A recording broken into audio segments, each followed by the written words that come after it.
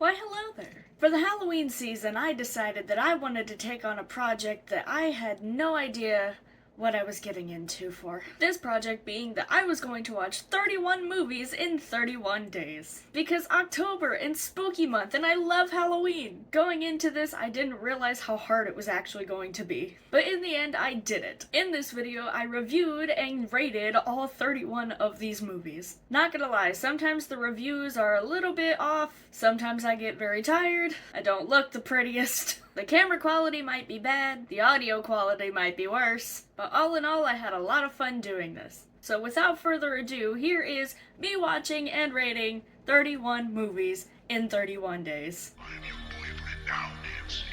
So I just finished Nightmare on Elm Street. It was pretty fun. I feel like that's what the old classics mostly are though, right? Like, they're more fun than scary. The dream sequences were really cool. I love the creativity behind them. The characters were alright. Tina's death scene would have been a lot better if you didn't have Rod in the corner just yelling her name. Tina! Especially since most of the acting wasn't that good. Nancy progressively becomes more of a badass, so she is kind of one of my favorite final girls, if you can call her that. The ending was, like, really confusing. Not sure what happened in the end there. I got excited anytime that Freddy was on screen, though. Sometimes I get a little bit of chills. The story could have been written a little bit better, but I'm not complaining about it too much. Other than that, Nightmare on Elm Street is pretty much just a basic classic. My rating of A Nightmare on Elm Street is going to be a 7 out of 10. Now let's see what's next. Is the little baby ticklish? Stop! So I just finished watching Bride of Chucky. I mean, we all know what kind of movie this is. We know it's not supposed to be serious. In all honesty, my notes aren't that serious either. It's a fun experience, but a not so good movie. The story actually wasn't as bad as I remembered it to be, but then I also realized that I was mixing up the storylines between Bride of Chucky and Seed of Chucky, which are both just insane in their own right. The Easter eggs at the beginning were really cool. Jennifer Tilly is the sexiest woman alive and definitely needs to be cherished. And despite being as silly as it is, the movie is actually very sweet. The moments between Jade and Jesse, just their love for each other, the love, kind of, between Chucky and Tiffany. Not gonna lie, it got me in my feels a little bit, and I kinda wish I was married. The movie is weird, and it knows it's weird. The effects were pretty bad, but that's just kinda how the movies in the 80s and 90s were. I feel like the kills made up for the effects that came before them. Like, yeah, we got pretty bad effects, but we got good kills out of it. As of my last few thoughts, Chucky proposing to Tiffany right after committing a brutal murder is the most romantic thing I have ever seen, and the sex scene made me want to puke. And the ending is really bad. Final review for Bride of Chucky, of all things, is going to be a 5 out of 10. Luckily, we at least got somewhat of a good, at least I've heard, film coming up next. Time to watch I Know What You Did Last Summer. What are you waiting for, huh? Well, I watched it. I can also see why other movies made fun of it. That was really bad. I want to start by saying that I am a Jennifer Love Hewitt stan. I have seen every episode of Ghost Whisperer, and 911 is one of my favorite shows. This cast was also pretty stacked. We got Fred and Daphne, bro, who oddly aren't dating in this movie. Leonard from The Big Bang Theory. And I swear to God, I've seen that Elsa chick somewhere. Other than that, all of the characters were so stupid. Is this how all the classics are? They're just all stupid? And maybe it's because, like, I just wasn't paying attention, or I didn't catch it or something. I don't even know who the killer is. Or what happened to the fucking Dave dude. Did he kill himself? Did he not kill himself? Is he still alive? I don't fucking know. How the fuck is this killer getting around so easy? Like, ain't no way this dude just walked into Sarah Michelle Gellar's house. Right by the dad, who's just, I guess, too glued to sports. And the teleporting and shit, hell no. It was a boring-ass movie with a lot of stupid-ass people. I'm sorry if you love it, I get it, it's a classic one, but all I kept thinking of is whenever Scary Movie made fun of it. My final review for I Know What You Did Last Summer is a 3 out of 10. I really hope the next one is better. Look, I make a mean grilled cheese. If you're looking for crafty, just holla at me. It is exactly 11:30 p.m. and I have finished watching Nope. Usually whenever I, review movies, I write down notes whenever I'm watching them. To be honest, I didn't write anything for this. I just didn't really have anything to say. All the actors in it are great. Especially Miss Keke Palmer, Miss True Jackson VP. While I didn't really understand the in-depth parts of what was going on, I just thought it was kind of cool to see an alien. Other than that, that, I never got bored at any point. I do understand why people say that Get Out is one of the better films that Jordan Peele has done, but I wouldn't necessarily put Get Out and Nope in the same category. Get Out is definitely more thriller horror, and Nope is definitely more sci-fi suspense, but all in all, it was a pretty good watch. I'm going to give Nope a 7.5 out of 10. Moving on.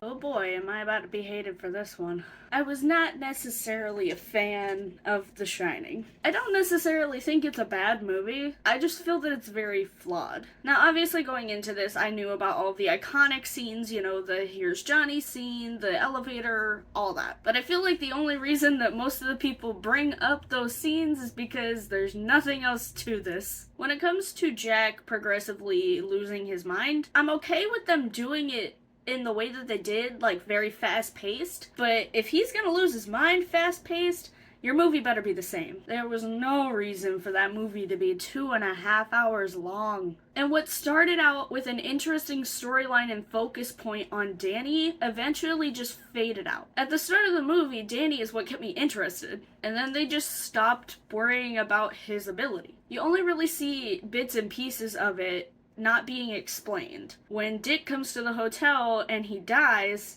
that's whenever Danny gets affected. And then the whole point where he writes Red Rum on the door and is just pretty much checked out. In the complete second half of the movie, that's Danny's abilities. And not gonna lie, knowing the information that I do about how Stephen King didn't like this movie and that Stanley Kubrick just kind of wanted to do it in spite of him, most of the scenes generally felt just there to fuck with Stephen King. If you're gonna piss somebody off making a movie, at least do it good. It is in fact a classic, and I am glad that I watched it, but I don't think I will be going back to this movie anytime soon. As of right now, my review of The Shining is a 5 out of 10. Let's see what's next on the list. People in this town drive in a very counterintuitive manner. So I just finished watching Cabin in the Woods. Fair warning, this is my favorite horror movie, which means that I am gonna be just a little bit biased on it. I completely understand if you want to throw out my review and form your own. In fact, I encourage you to watch this movie and form your own review/opinion. Straight out the gate, I'm giving this movie a 9 out of 10. There's two different ways that two different groups of people can look at this. If horror isn't really your thing, or you're trying to get into it, I feel like this is a really fun movie to watch. Even if you don't understand what's going on,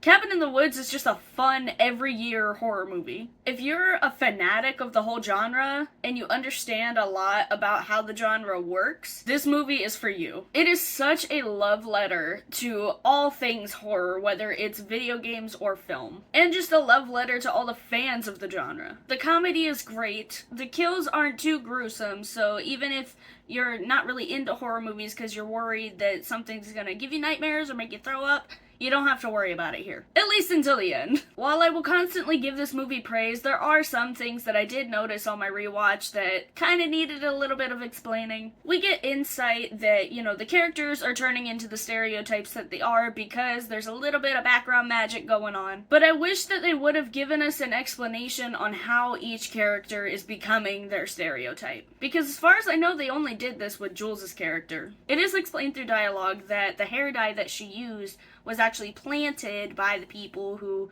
are basically scheming the entire thing. The hair dye seeps into her brain, gets into her bloodstream, and that's what makes her become a dumb blonde stereotype. It's not the most perfect thing in the world, but at least there's an explanation. Nobody else gets an explanation, though.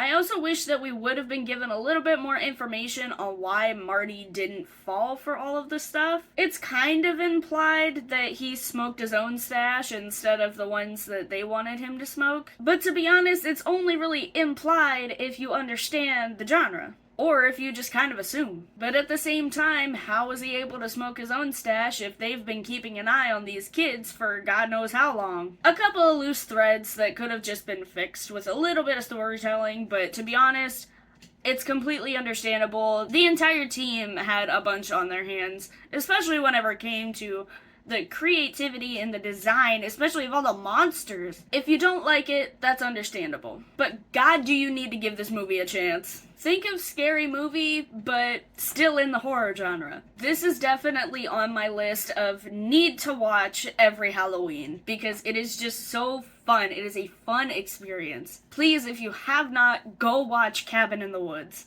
With all of that being said, on to the next movie. Remember,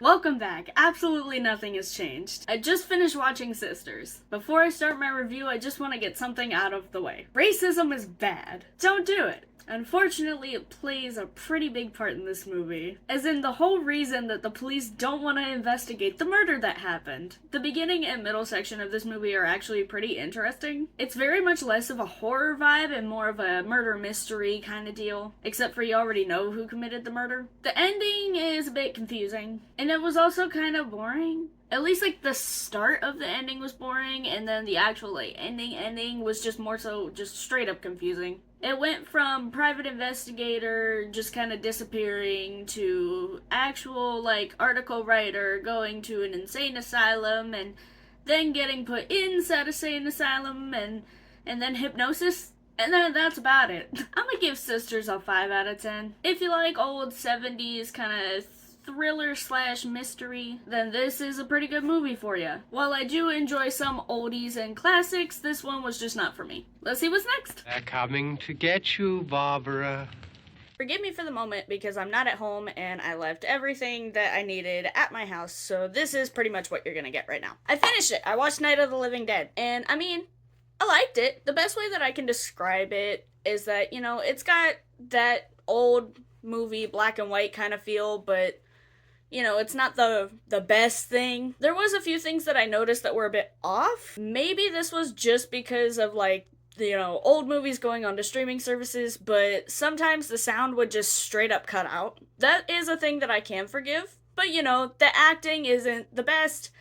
Almost all of the hits that happened, any sort of physical connection to somebody else, were just completely fake. Some of them didn't connect at all, or were just way too slow to even make an impact. Another thing that I paid really close attention to was the special effects makeup. The gore for a movie of this time is actually pretty cool. We get a nice shot of a skull that's all kind of like eaten.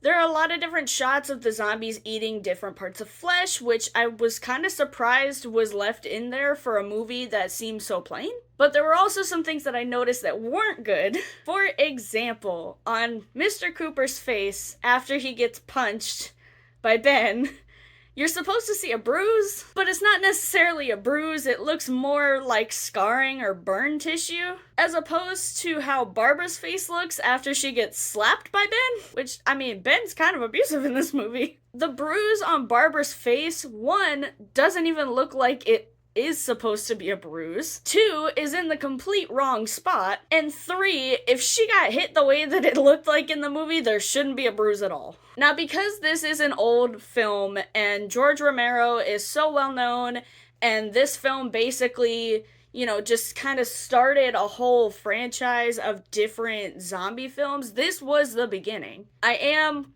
completely willing to look past any sort of issues that I've noticed while watching the film, especially just because it's an older film. This is from '68. Other than all of that, my review of Night of the Living Dead is going to be a 7 out of 10. Let's see what's next. Okay, you're good now. You can come out.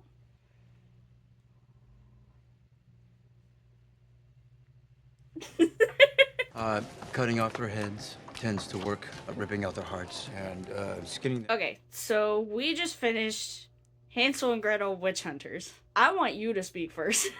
Oh, okay. I feel like we'll have pretty much the same thoughts. I think our collective rating was a 4 out of 10. I think, yeah, we both gave it a 4 out of 10. Because, objectively speaking, it's not a very good movie. But there were many, many parts in said movie where it was very, very funny at points where it was not trying to be funny. The effects aren't good, and the storyline really isn't either. I got distracted multiple times. But I feel like overall, if you haven't seen the movie and you want just something funny to watch with friends, Yeah. it's a funny film. So it's going on to put on in October for just like a funny, like, you know, if you have a bunch of friends over having a Halloween party. It's enough Halloween related with the witches and whatnot to where it works and it's funny and your friends will have a good time. It's certainly a different take on the Hansel and Gretel kind of deal that they got going on. Yeah. It steers away from, I want to say, pretty much the original fairy tale. But if you like fantasy and you like horror, but not so much like scary horror, just, you know, fun with a little bit extra adult stuff, I guess. I mean, this is something fun to watch. Unless you're by yourself, then you'll probably have a very miserable time. Yeah. Most of the action in the movie was, like, shot and edited in a very, like, slapstick way to where it felt like a Charlie Chaplin movie. Anytime there was an action scene, like, so many people, like, comically hit their heads on, like, logs in the forest, like... And the sound effects are there Yes. with it, too. Like, so many just bonk noises going on in there. It's just a goofy film that takes itself way too seriously and, as a result, is very, very funny. To watch with friends. Yeah, not by yourself. it's so fun. It's fun, but it's not good. Nope. There's a reason it's a 4 out of 10. Yeah, it also is so funny that, like, Hansel did all the fucking work and all of true. the action scenes. Gretel sucks. Gretel just gets her ass kicked every single time. There's one where, like, at the very end, she hits a witch in the ankle, and then, like, the entire rest of the movie into the climax where she, like, breaks out of the captivity of Famke Janssen. Like, she kills... Wait, like, what? That's the name of the actress that played the villain, Famke Janssen. She was in the X-Men movies. She was Jean Grey, Phoenix. Fam? Famke Janssen. Famke Janssen. No. That's her name. From both of us, Hansel and Gretel Witch Hunters gets a 4 out of 10. Yes, with 3 points attributed to the silliness factor and 1 point attributed to the quality of the film. Let's see what we got next.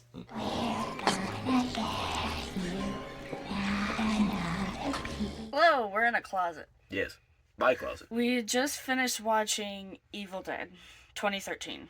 Yeah, the remake. I'd never seen it. I've seen, like, you know, the iconic picture of Mia, because every promotional thing uses that. Yeah. It's a movie with a lot of really good moments. There's a lot of, like, really cool, like, moments of, like, gore, and there's a few cool shots in there that are framed really interestingly. But overall, like, the characters are just the worst, except for, like, the one bearded guy. He's the only one that was, like, thinking logically and acting on it. He's also the one that started all of it.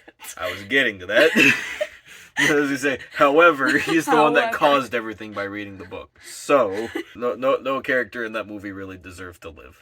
Especially, like, the main guy, David. He was the stupidest man alive. I feel like, you know, I was having fun with it. I thought that it was going to be a pretty great movie from the beginning to middle, but once that ending started kicking in, I lost, like, all interest. I don't necessarily really, like, care about the camera shots as much as you do in this one. Yeah. I think it's just because, you know, this is, like, my second movie today. Yeah. I'm a little bit movied out. As far as the special effects goes, there was some really nice kills in there, some really good special effects. That knee got me really bad. Yeah, the machete through the knee. The machete through the knee. Ugh, I like when he got the crowbar to the hand. That was a really good one, too. That was a good one. I just wish you could see it more. Yeah, because like the amount of hand effect you could see, it's just like completely like splayed everywhere. And also, like, this, you could tell it wasn't practical. No. Which sucks. But I like the idea. But, yeah, the idea is great. There's a lot of good ideas in this movie. It's just the execution is hit or miss. Yeah. All the characters are stupid. Literally the entire time. Like, yeah. Especially after I had just watched Cabin in the Woods. This is exactly what was in my mind. I'm like, oh, this is... Yes. And this movie came out after Cabin in the Woods, so... Yeah, which is so weird. 2 years later. Other than that, yeah, I don't really have much else to say. I kind of just agree with your opinion on it. It's good in the first and middle parts, and the ending is completely shit. I think collectively we gave Evil Dead 2013 a 5 out of 10. Yes. That is 5 out of 10 is going to be our rating. Let's see what's next. Ooh. That's your spider?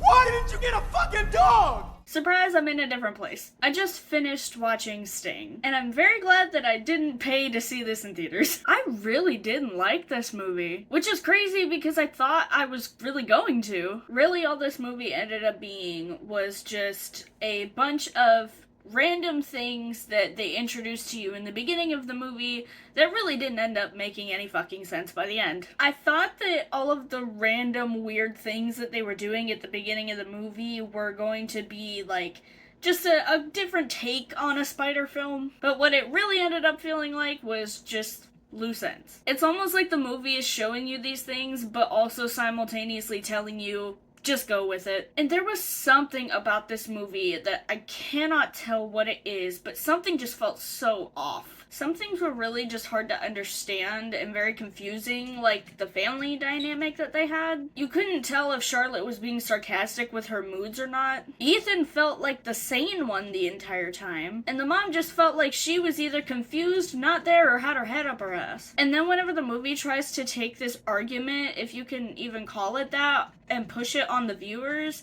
you're wondering why this is happening right now, because we don't really get an example of why they're feeling that way beforehand. And then immediately after they have this argument, the parents both get kidnapped by the fucking spider. I have no emotion for these people. Why should I care about these people immediately almost dying if you don't want to give me a real reason to care about them? It's almost as if this film like cut out scenes that just had to be important. Everything felt so jumpy, like almost as jumpy as Trap was. It's just that Trap had worse writing. I was sitting here watching the movie, and once I hit the hour mark, I asked myself if the movie was finally over. I can appreciate trying to do weird, wacky things as far as like movies go, but this movie is listed as a horror thriller movie, and it felt like a fucking comedy. I did not enjoy my time. If spiders are a thing that you want to do, you want to try to watch a film with spiders, watch it. Form your own opinion on this. I would love to hear how other people felt about this movie, because I really do want to hear people who have a good opinion of this movie. I would love to sit down and read comments or talk to somebody who does have a good opinion, because I don't know if I was just missing something or if like I just turned away for a second and didn't pay attention. I want to know why I feel this way, because I don't feel like I should feel this way. But after watching this hour-and-a-half long movie, I give Sting a 3 out of 10. Let's roll for another one. Hey there, so this is Editing Mara. I may or may not have lost my review for Rec. It's not in my files, and I have no idea where it is, and I deleted all of the rough footage. So there's no getting that back. So here's a short review of it. My review for Rec is an 8 out of 10. I thoroughly enjoyed this movie while I was watching it. I thought that the story was kind of cool, and the fact that it's like a whole outbreak thing was interesting. The makeup was actually really cool. Nothing scared me, but there were some moments where I kind of just looked at the screen and was like, oh, what the fuck? I definitely recommend this movie if you haven't seen it. Just a heads up, this movie is all in Spanish, so you will have to read subtitles if you don't understand Spanish, but honestly, it's not a problem. So yeah, Rec gets an 8 out of 10, and let's see what's next. Of course, I already know what's next. We just watched the original Halloween, which is your favorite movie. Correct. Well, favorite horror movie. Yeah. Favorite horror movie, yes. And it was also my first time watching it. Another classic that I have not seen. You can go ahead with your thoughts first. Well, like we already said, it's my favorite horror movie of all time. I mean, I think basically everything about it is just like so well done in building the atmosphere of the movie, and like how they build the fear of Michael Myers. And I mean, obviously Jamie Lee Curtis, all-time final girl. She is like the final girl, just top-notch movie all around. And Donald Pleasance, not enough can be said about his performance in all of the Halloween movies, even the bad ones, because at the very least, he is still entertaining with how insane he gets throughout the series. I'm gonna say what I like first before I get into what I didn't like, because a lot of people probably aren't gonna like my reasons for not liking it. Especially him. To this day, Michael Myers is one of the scariest fucking icons in horror that, at least to me. The reason it took me so long to watch this is because when I was a kid, listen, I enjoyed watching my horror movies. Like, Freddy Krueger was really cool to me, despite not seeing the movies until recently. Jason Voorhees was my all-time favorite. I just thought he was super fucking cool. But I refused to watch Halloween. Like, I just couldn't. It scared the shit out of me. And I think that's just because Michael Myers is just some guy. Like, he's just some dude that, like, roams and just decides he wants to kill somebody. Yeah. Even in the movie, like, some of the scenes are really hard to pinpoint where he is, but you hear the music, so you're kind of like, what the fuck is going on? Trying to find him in the background. Yeah. It was pretty scary in that regard. There was one scare that got me, which was the body swinging down. Yes, that one got good. Yeah, remember it that. did. The only classic to actually scare me. Yes. For the things that I don't like, and I will warn you because I am being just slightly nitpicky, but that's what I have to do. It being an older movie, it's obviously not the best edited. The music kind of came out of fucking nowhere sometimes, and you're just kind of like whiplash. It is one of the best scores of all time. So. I never said there was anything wrong with the music. The music is what adds to the scare factor. Jamie Lee Curtis did not get a lot of screen time, which kind of confused me a little bit because it seems like Michael Myers just kind of, decides to go after her and starts stalking her for a good portion of the, start of the film, and then just, forgets about her. Also, anyone who wasn't Jamie Lee Curtis is not very good at acting. There's a little bit, just smaller things that don't necessarily matter because in the end, I'm choosing to look past all of those and give Halloween a 7.5 out of 10. 10 out of 10. Of course. Also, the effects were actually really good for a classic. I liked it. Up next, we're watching the original version, not the newer one, of The Strangers. Watch Halloween. It's a good movie. It's 1:40 in the morning and we finished The Strangers. I don't really have many thoughts on this movie. The main takeaway I had is that it was fine. It had a lot of, the typical flaws that a horror movie would have. The characters make stupid decisions. The killers are in places where they logically shouldn't be. But the horror elements that were done well were done pretty well. Yeah, it was fine. It was okay. I agree with that. I just am glad that it wasn't to an extent that I have seen it in other horror movies. Like the other two The Strangers movies. The relationship I didn't really connect to. In fact, I thought that it was a little bit over exaggerated. Yeah. The way that James was kind of immediately like, well, she said no to my proposal and now I must leave her. But the relationship didn't really matter in the fucking end. The Strangers flip back and forth between being too teleporty and also, creepy? I'm trying to think of a better way to say it. There are some parts in the movie where they genuinely feel like they're just human beings on a fucking killing spree. Yeah. But other times it's there's absolutely no way that they could have been in the places that they are without being seen and or heard. Despite that, there were definitely some creepy things in there. Yeah, the first time that the main stranger shows up, that was really well done. We're just kind of there. Where he just there's no sound cue. It's literally just him coming into frame and just standing there and then going back out. Yeah. And then obviously the motive for them doing it is because they were there. Yeah, they just kind of felt like it. They just kind of felt like it. It's just what they do. I thought that was kind of chilling. Yeah.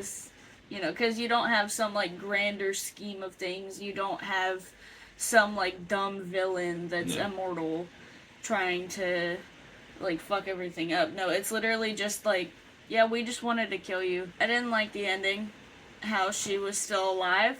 Yeah. I'm surprised that they haven't brought her back in Liv any Tyler sort wants to come back and make another one of these movies.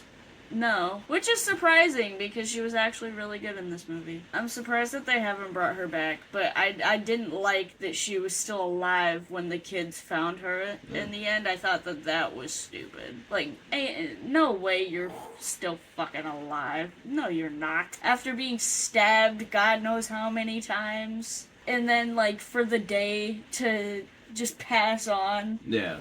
No fucking lying way. there, yeah. No way. Mike's death was sad. I wish that I didn't know about it in advance, but it still made me sad. Yeah, it's very sudden and well done. Touching back on what I said earlier while we were watching the movie is that I appreciate that they weren't just like dumb fucks right out the beginning.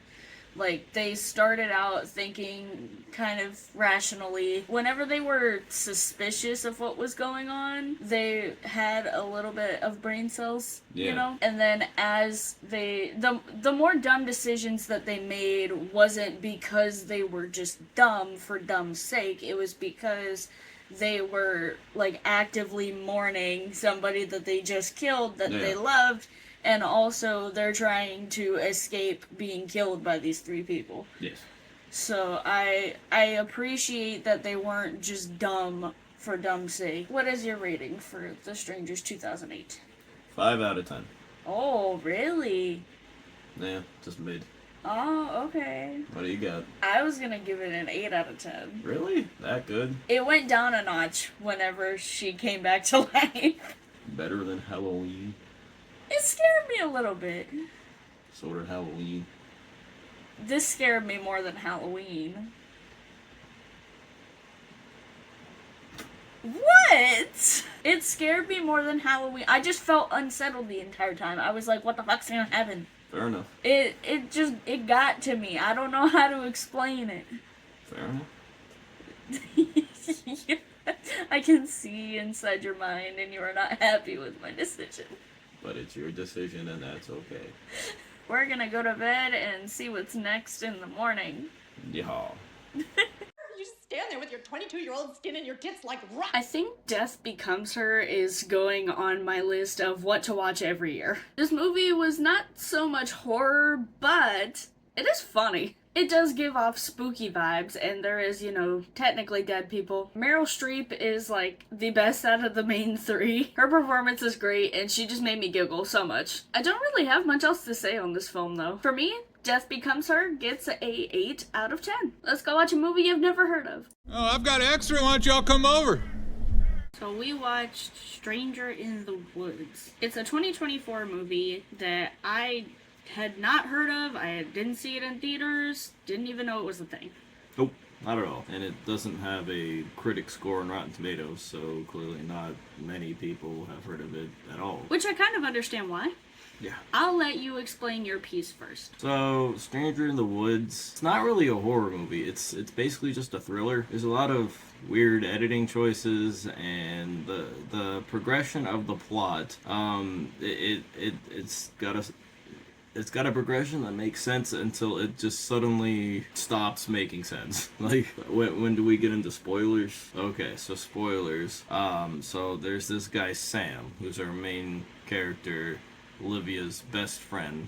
They've been best friends since they were 10. And throughout the movie, he's been nothing but a good friend, basically. There's, like, one moment where they kissed on a rock, but Olivia seemed fine with it. Nobody seemed upset except for Brandon, because he likes Olivia. Well, even Sam, initially turned it down. Yeah, Sam was he felt bad about it, and then suddenly, 20 minutes left in the movie, Sam is revealed to be, the most insane psychopath man ever that was obsessed with Olivia and wants to be with her forever, except for he also hates her and wants to kill her. For some reason. I guessed that Sam was going to be the killer, but I thought that they were going to be setting it up since the halfway point, rather than just kind of suddenly, here he is, he did it.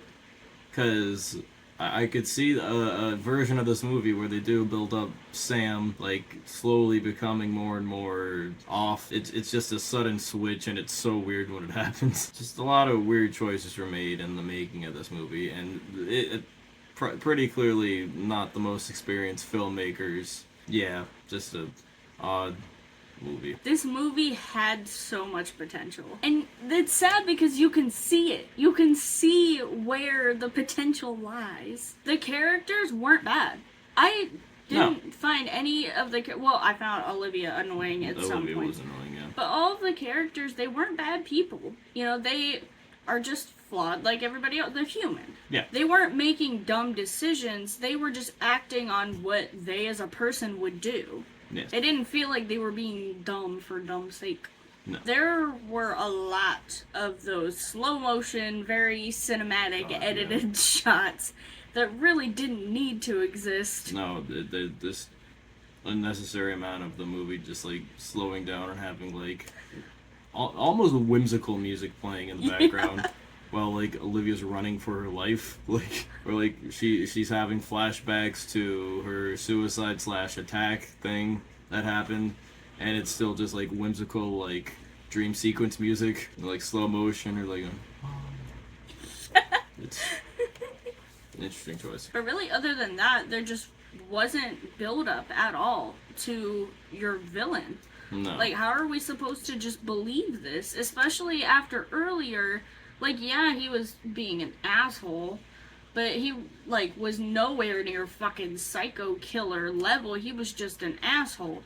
Yeah, he was a dick to his brother, but so is everybody else in the movie, so... Yeah, you can't just not have build-up to your villain, because then, by the end of the movie, you're like, what the fuck is even the point? Yeah, and, like, the level of insane he goes to is, like, completely, like, off the rails compared to the entire rest of the movie, of anything that happened in terms of reality. All in all, Stranger in the Woods could have been a good movie. It is not a bad movie, but it is... It's like, just over the line of bad.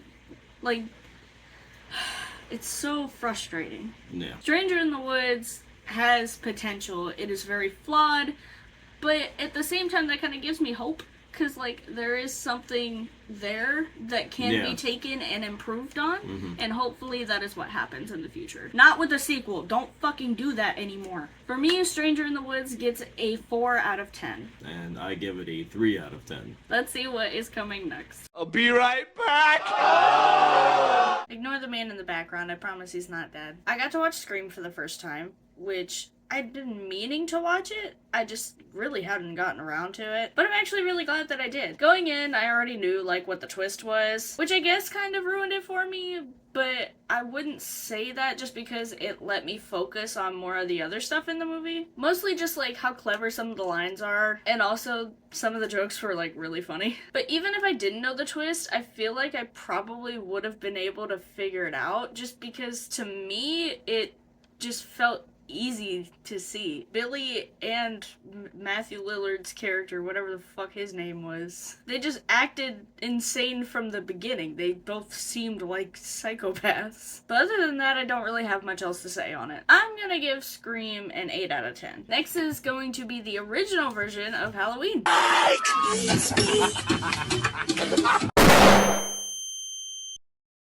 Terrifier 1 has been watched. Have you seen it before we started watching it? Terrifier 1, yes. Okay, so I can confidently say that we both, going into this, knew it was a bad movie. I mean, it's low budget. Yeah, like, very so low budget. there's only so much criticism I can really give it, knowing that it didn't really have a big budget. I will say that the main bad things about this movie are that the scenes drag on way too long. Yeah. And I feel like the crazy lady with the fake baby and the second bug guy just really didn't need to be in the movie.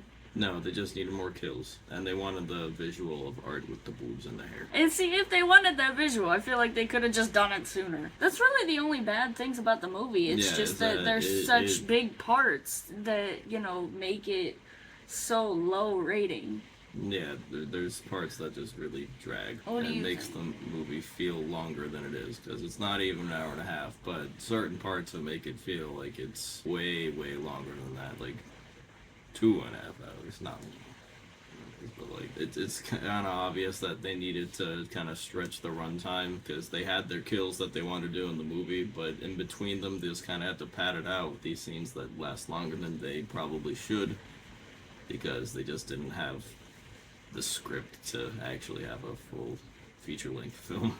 Yeah, but I mean, it also at the same time, like, at least the past, 3 or 4 movies we watched have been that long. But it felt like Terrifier struggled to get to that length. I mean, obviously the main thing the Terrifier franchise is known for is its very creative kills, which, I mean, interesting kills, neat kills, whatever.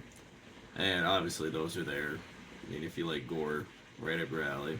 If you're looking for, like, an actually good horror movie, probably not what you're looking for. But if you're just looking for a kind of, you know, goofy gore fest, it's solid for what it is. The acting wasn't that bad, especially at least from Tara and Dawn's actresses. I felt that they were really good in the parts that they had while they lasted.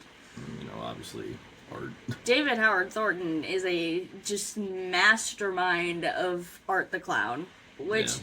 I mean, now, like, seeing, especially the improvement of, like, the budget and stuff, seeing his progression going from this to the third movie is oh my god, it's amazing how much he's developed the character. It's also crazy to see, like, the change. Like, he was definitely more creepy in this one, besides, like, being theatrical. Yeah. But, I mean, it's still, he is, like, just amazing at Art the Clown. Points for creativity, obviously, with the kills. The effects looked great with the gore, but not as good when it was in practice. Yeah. If somebody was being stabbed, it didn't look very good. But if somebody had already died, it looked amazing. So, but I can confidently say that they have improved on that with more money. So, what is your rating? 5 out of 10. It's alright for what it is, but I just can't give it any higher than that because it's still objectively not a great movie. I also gave Terrifier a 5 out of 10. Look at us, we're so on page. Yes.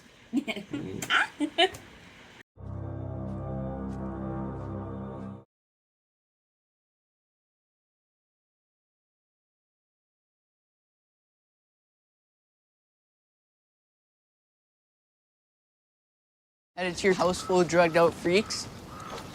We finished Antlers. I think the best way I can describe it is like, it was mid in a good way. Okay, I mean, yeah, it's the film. It's all right.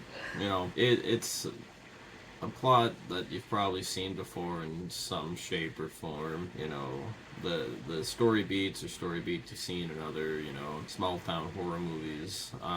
But you know, the effects and the body horror and the gore is all done really well, and a lot of us probably credit to producer Guillermo del Toro because I mean, that's what he does. The movie itself, but you know, it's an M movie with some nice spice to it. I think this is the only movie that I've seen use Wendigos as, like, its sole creature. I can see how this movie may come off as bad or even boring to most people, but at least to me, it kept my attention. I mostly felt bad for the kid, because it's sad. Wendigos are my favorite, like, folklore creature or cryptid, whatever, so it's always nice to see one and something. And the creature design, like I said, is really cool, what they did with the Wendigo. The effects are wonderful. Yes. This is definitely a one and done film for me, but if you haven't seen it, I would give it a watch, see if you like it. I'm giving it a solid 6 out of 10. Same. Let's see what's next. What were you gonna do, huh? Nothing. Alrighty, we watched Maxine. Yeah. Well, Maxine is a movie we had both already seen prior to watching it today. Yeah, we saw it in theaters. Walking out of theater, I mean, the immediate reaction of it is that it's not as good as the other 2 movies in the trilogy, and it's still definitely not as good as Pearl or X. Not a bad movie, just not a great one either. I think we have a pretty similar idea as to what went wrong with this one. Yeah. Obviously, the twist is extremely easy to figure out, and it also is kind of like, why is this even a twist? Yeah, the twist as to, you know, who's doing the moitering is just not a good twist. It's a bad twist for a lot of reasons. Obvious to guess who it is. The fact that it is that person, it doesn't make sense if you're making a whodunit because it's a character that has only been met in, like, clips. Literally the only time we see him outside of this movie is one beginning clip, and I believe the ending clip in X. He's in like 2 home movie clips in X, and then he does a voiceover at the clip at the start of this. And it's like, if you're making a whodunit, the character whodunit has to be a character that you've met in some like reasonable capacity in the movie. Her dad is not.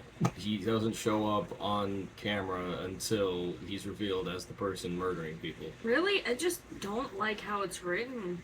Mm-hmm. Because you can, like, immediately figure it out, and then once you figure it out, it's just a bunch of repeat reasons or clues to try to figure out who it is. Mm-hmm. But it's like, 20 minutes into the damn film, I've already figured out who the guy is, just get to the point. Another thing that I don't like about this movie is that I feel like it refers too much to X. Yeah. Like, they keep bringing up the fact that Maxine has went through these things, but it feels as if it's more of just a reference to that movie, like, hey, remember this movie? Rather than it actually playing into the plot at all. I think if this movie had a better, overarching, mystery twist, that's part of it. Like, if they had actually done the whodunit murder mystery part right, it could have been a lot better than it was. Because there is potential for a great movie, because all the parts inside of it are working and are good. Obviously, Mia Goth is great. She's great in all these movies. Kevin Bacon's character, great. Mia Goth's relationship with Elizabeth Debicki's interesting. Like, their dynamic there on the movie set with all that stuff. That's cool. The scenes by themselves work until you get to her dad being revealed as the killer, and it just kind of falls apart. It gets goofy. Yeah, and, not in a good way, like, because the other 2 movies got goofy at points, but it's done way better there than it is in this movie. It feels way more earned and deserved in the other 2 movies than it does in this one. I feel like the 80s aesthetic actually hurts the film more than it does help it, because Ty West has a very specific way of filming things, yes. And I feel like the way he films things can be very great at times. It was wonderful with Pearl, but Yes. I feel like the 80s style kind of just makes it seem a little bit more uppity and fun, whenever it's really not supposed to be. But, I mean, it's a mix of feelings on that part. Mm-hmm. Because I love the way that it's filmed. I love that they filmed it on a very specific camera, too. I don't know, it just feels a bit weird. And then to throw in, like, a bunch of just random 80s nods of things going on at the time, like the Night Stalker. Like, I get it, you want to try to divert some attention away, but whenever your twist is that fucking easy to find out, nobody's thinking it's the damn Night Stalker. And then at the end to just be like, oh yeah, by the way, he was caught. It's like, I don't care. I think the I already point knew of this. the Night Stalker thing was to show that there was, like, murders going on in Los Angeles in the news that were overshadowing what was going on with Maxine and her dad killing people. I don't know, I feel like... They kind of, like, explained why it's not, like, a major news story, because there's an even bigger news story going on, to why this can, like, fly under the radar, so to speak. It really didn't come off as that. It's not done great, but I'm pretty sure that's what they were going for. My favorite part of the movie is seeing Dee Snider. My favorite part of the movie is when Kevin Bacon is turned into actual bacon. And I wanted to add to what you're saying about the 80s aesthetic, and that I think Ty West's style as a director works well when he's doing the pastiches that he did with X and Pearl, those styles of movie, like the 70s and 20s aesthetics, what he was going for there. Around that area. Yeah, whenever Pearl took place, like the, like classic Hollywood aesthetic. The 80s aesthetic that he was going for in this, I think, just clashes with his style as a director. Also, we get it. It's cool that you filmed on the Universal backlots. I am giving Maxine a 6 out of 10. I'm in between a 5 and a 6. Okay, 5.5 out of 10. Alright, let's see what's next. You're a good one. You'll be hard to digest. Van Helsing is a 2-hour-long fucking movie. It's very long and a lot of things happen and you don't really care about any of it. It's just CGI and more CGI and more CGI and goofy stuff and more goofy stuff. Hugh Jackman's fun. That's about it. The movie may have broken her spirits a little bit. I started doing homework. I fell asleep at least twice. This movie was a slog to get through. I get why some people might like it. There's, you know, it's got the Draculas and the Frankensteins and the Wolfmans and the whatnot. I mean, those characters are always fun. And if you like those characters and you like fantasy epics, there's something for you here. It's just the story is just, it takes way too long to get from point A to point B in any given scene, and there's just always nonsense happening every minute of the movie. It's literally the description for Netflix is a non-stop action-packed thing, and it's like, yeah, it's non-stop. Maybe they should stop. Because like if every scene's action, then the action just loses any sense of excitement. When everyone's super, no one will be. I can't say much on it, because to be honest, I didn't pay attention, and I even pleaded to turn it off. Now, Van Helsing is 2 out of 10 for me. I have never seen a more 3 out of 10 movie in my life than that. So, 3 out of 10 for me. Let's see what's next, please. Oh, I can't imagine why. You always put it down with such grace? We watched Countdown, and it honestly wasn't as bad as I thought it was going to be. No. I'd say it's mid. Yeah, it's fine. The comedy was fine. I thought most of the jokes were pretty funny. Yeah, there are a lot of funny spots in the movie, more than I thought there was going to be, for sure. It's very similar to Final Destination, just Yeah, a the little bit concept, more yeah. cheesy. The entity that's trying to murder you is like an actual demon and not like, you know, air. Yeah, just solid, straight to Netflix horror movie. Some good comedy stuff in it. It had Matthew Willard's daughter. From the FNAF movie. It had William Afton's daughter. Vanessa Afton. You did point out how she was wearing purple scrubs. Yes. Her nurse's uniform was purple, so maybe that's something. And she figured out how to cheat death in the movie, so yeah, so somebody called film theory. We got one. We got a live one. Countdown is a solid horror movie, just with bad scares. Yeah, the scares are not great at all. Yeah, like all the stuff that's like not the horror elements is good. All the horror elements are just At least I didn't almost fall asleep during this one. That's true. It held our attention, so it's got that going for it. I give Countdown a solid 5 out of 10. I'll give it a 6 out of 10. There we go. Let's see what's next. We finished it. Yes, evil has finished its lurking. I mean, it's not bad. I liked it. I thought it was good. I thought it was very interesting. It's definitely not as, like, hyped up and good as everybody was saying Yeah, it was. it's what, like a 97% Rotten Tomatoes, something like that. I don't know if it's like a near perfect movie. There's definitely flaws to be found in it. It's still a good horror movie. To be honest, I really don't have much to say about this one.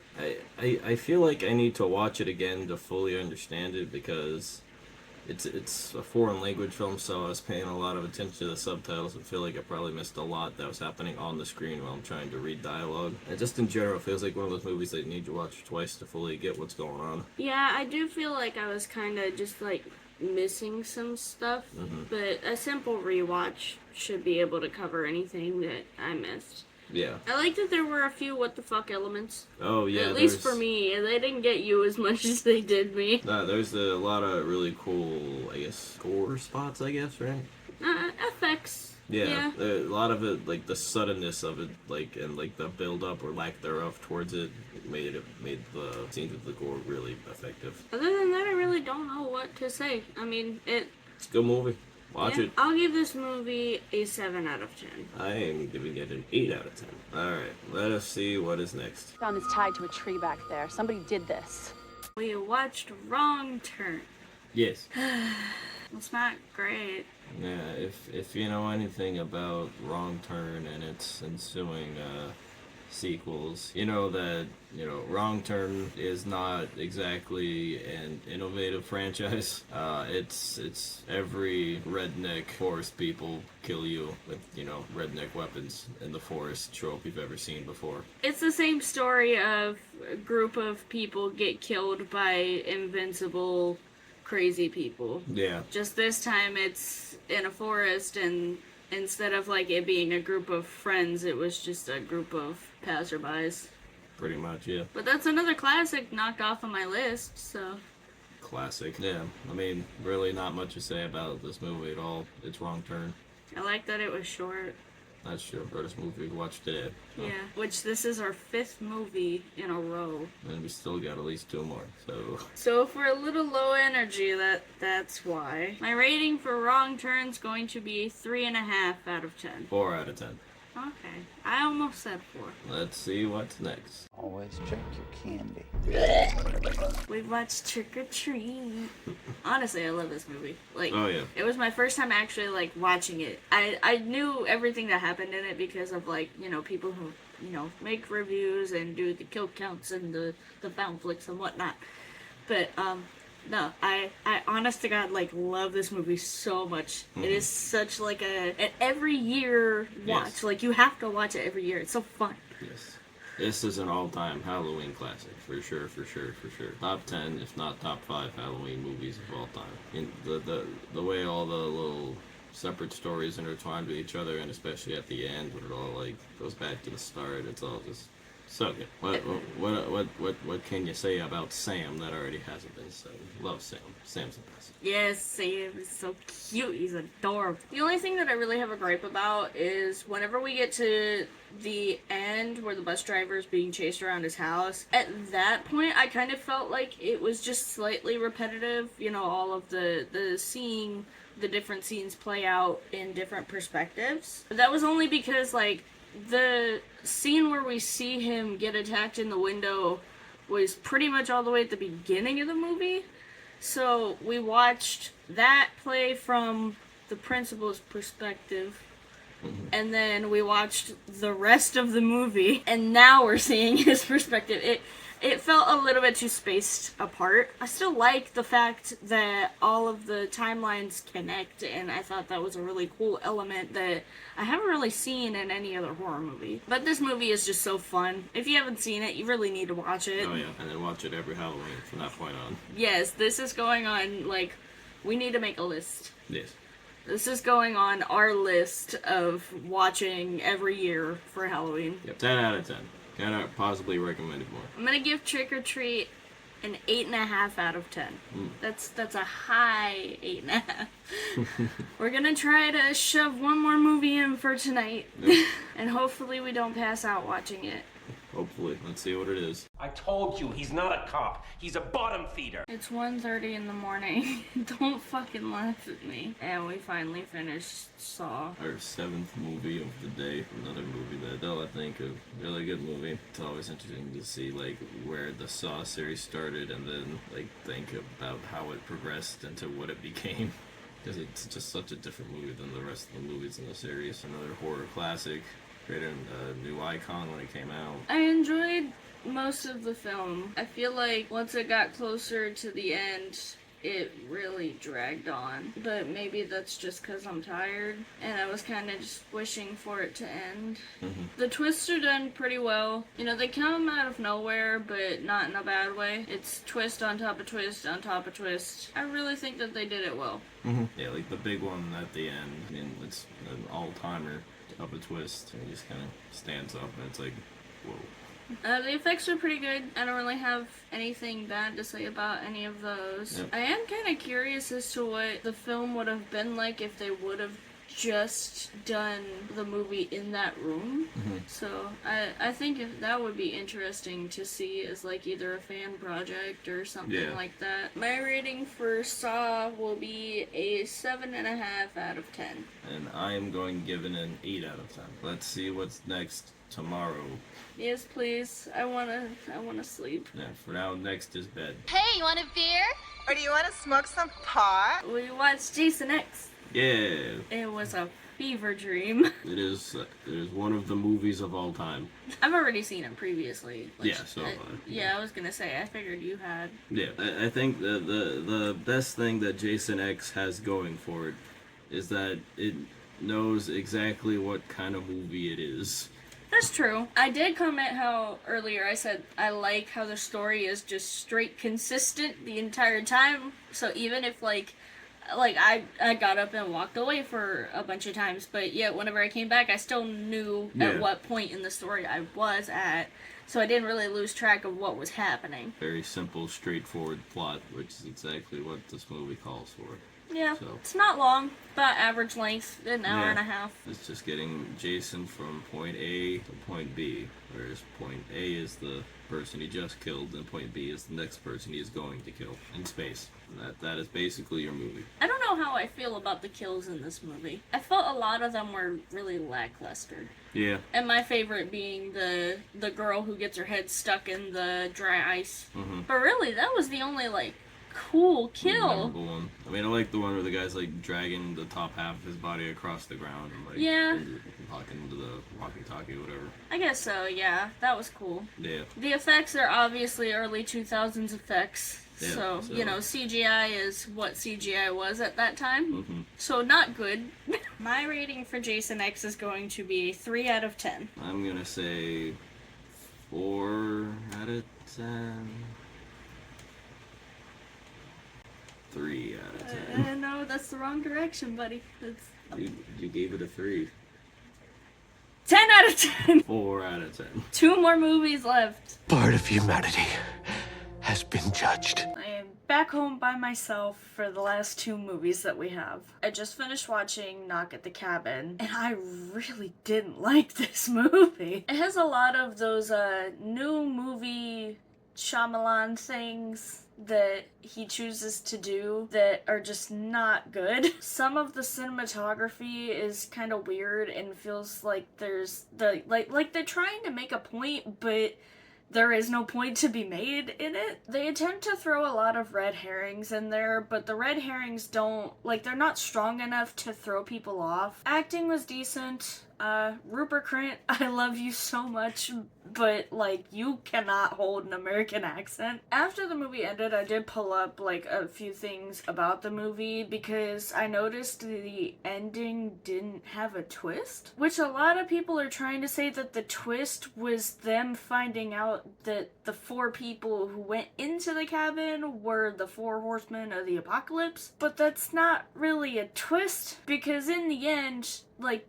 they show that they weren't lying about anything that they were saying, that they, you know, the one girl had a son, the one girl was a registered nurse, Dave Bautista was a guidance teacher, so they weren't lying. I don't know, if that's a twist, it's just a very, extremely weak one. I will say, as I was watching the movie more, like, second half kinda got a little better to watch. I'm glad that they didn't try to do anything stupid or throw in anything weird at the end. I feel like the way that it ended is very decent, but honestly, this is just making me want to avoid M. Night Shyamalan altogether. Especially after seeing Trap. Trap was a terrible fucking movie. I don't remember what I rated that one, but this one's getting a 3 out of 10. I don't know, maybe it just wasn't for me. But we got one more movie to watch, and boy, is this one gonna be great. Let's get on to our final movie, which is... Did you miss me?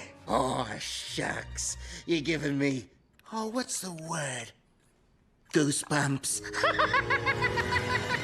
I can confidently say that I have finished 31 movies. Okay, so I watched this movie like years ago. Like years. Going back and watching it again has honestly been like a really fun experience. And I'm really glad that it was my last movie. If I had a nickel for every time that Dylan Minnette was in something with a love interest named Hannah, I'd have 2 nickels. which isn't a lot, but it's weird that it happened twice, right? The comedy honestly isn't bad for a cheesy kids movie. Some of it is honestly really fucking cringe, but other times they kind of hit the mark. The acting is really great. The effects aren't good, but they're decent for what the movie is supposed to be. I saw a couple people saying that this movie felt rushed, but in all honesty, it kind of felt like it dragged a little bit. That's probably just me being tired. I mean, it is 1 a.m. The story's actually written pretty well. There are a few things here and there that are kind of like, I don't know, that's kind of a little weird. Maybe you shouldn't rate it. That's bad. But other than that, the story's pretty decent. This movie is a fun kids movie with honestly some pretty terrifying monsters, but Goosebumps always had terrifying monsters, at least to me. Other than that, my rating of the 2015 version of Goosebumps is going to be a 6.5 out of 10. And that is 31 movies in 31 days. My brain is so tired. But honestly, I'm very glad that I did this because I just kind of proved something to myself. I honestly really didn't think that I could stand doing this. It is so hard for me to keep track of things and just be able to sit and do something. I watched 7 movies in 1 day, by the way. Like, that has never happened. But with the help of my boyfriend, I did this. I did it. And I'm right back at it again tomorrow. I encourage you to go watch every single one of these movies, good or bad. Form your own opinion. Don't just listen to mine. You never know. You might feel different about one of the movies that I watched. If you have a specific movie that you want me to cover, please let me know down below. I really hope you enjoyed this video, and subscribe and follow for more if you want me to do something like this down the line. Now that that's done and over with, I am going to bed. Subscribe and follow for more movie and soon to come video game reviews. My name is Scythe, and thank you so much for watching.